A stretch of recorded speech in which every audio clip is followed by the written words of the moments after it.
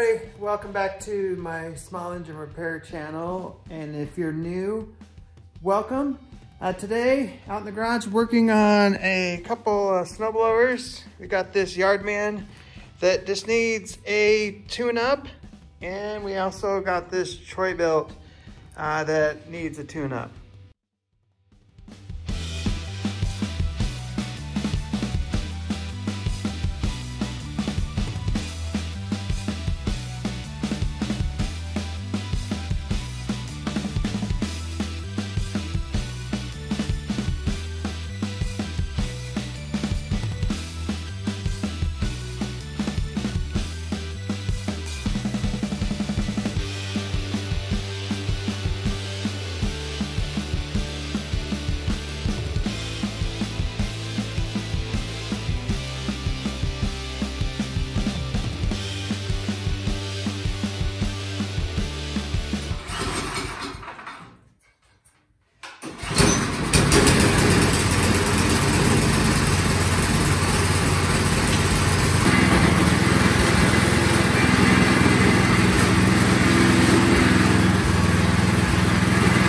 The Yardman is ready to go. Up next is the Troy-Bilt. I know that I kind of just show the bits and pieces of me doing some of these jobs. So on this one, I'm gonna talk through it a little bit so you can get a better idea of exactly what I'm doing. You'll see me when I change the oil that I tilt the machine. Because if I try to change the oil like with it flat, the oil catches on the drain tube and comes back, it catches the case and it gets oil everywhere. So I found you take the front end and prop it up, put it at an angle. Now when you drain the oil, it just goes in the oil pan and not all over the machine.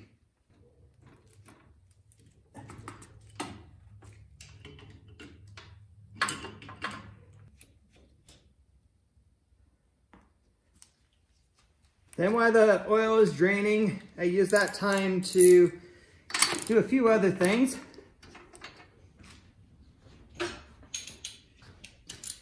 Like changing the spark plug. I come up here and I inspect the auger, just looking for anything bent, anything not moving. And on this one, the shear bolt is busted. So we gotta punch that out. So I need to actually get it so I can get a punch and hammer it. So I gotta spin the impeller.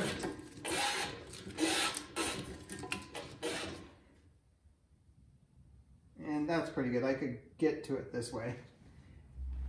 To get this out, you need a punch and you need a hammer. I guess you could use a nail punch too. Just something that will get in there and allow you to get this thing out. So a couple hits and out comes the shear pin. Then I have a bin of shear pins. I have all kinds of different sizes and types in here.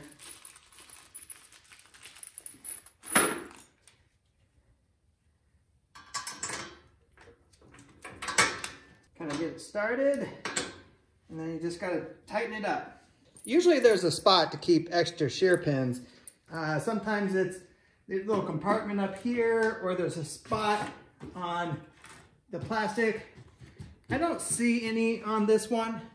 So what I do, I get 2 extra shear pins, and I just take some tape and tape it to the top, and then that way the customer can put them wherever they want.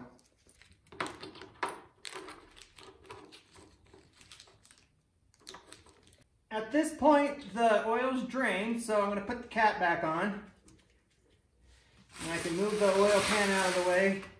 And then you just got to snug the cap back on. And then I can lower it. I don't need the front up anymore. Next, I check the belts. So there's 2 10mm bolts that hold this cover on. Just take both of them off. And then you just got to pop this plastic cover up and out. And then I'm inspecting the belt for any cracks, dry rot, anything like that. So I'm just visually inspecting, pulling on it, and making sure that they look good. And these belts look really good. So we just put the cover back on. I need to get to the drivetrain, so we just flip the snowblower up.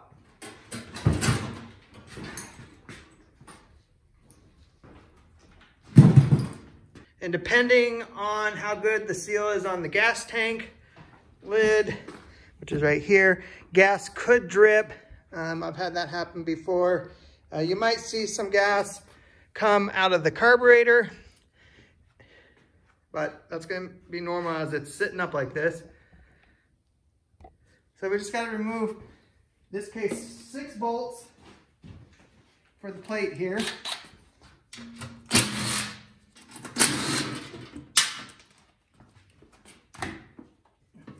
And this comes right out.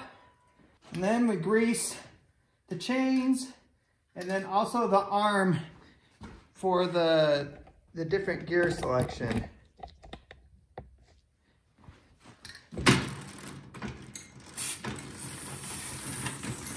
If you do get any grease on the friction disc or the drive wheel, just clean it up.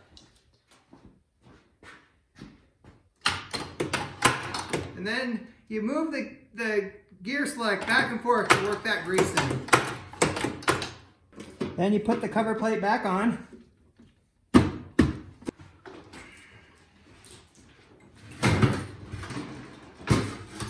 Okay, next, we're gonna fill the oil. I like to use a funnel, it doesn't get everywhere. And how much oil you add, check the manual for your motor. It'll tell you either, 16 ounces, 32 ounces. Just depends on the size of the motor and its oil capacity. You can see on this dipstick, it's stained. Let me get there. There. So you can see where it says add, okay, and full. So we want it in the okay zone, not past the full.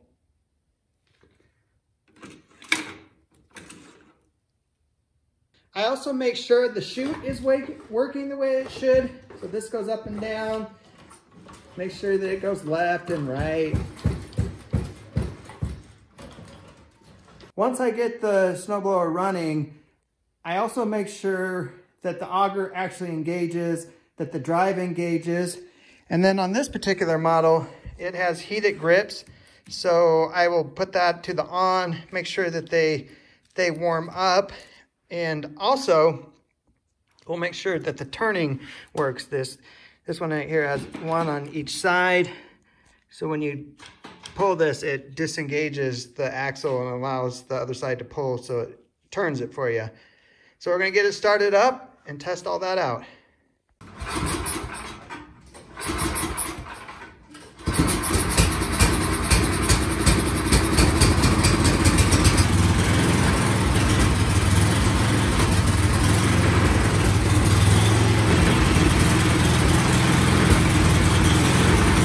That's a wrap on this video. I appreciate you watching. If you have any comments, put them down below. Make sure you like, make sure you subscribe, and I'll see you in the next video.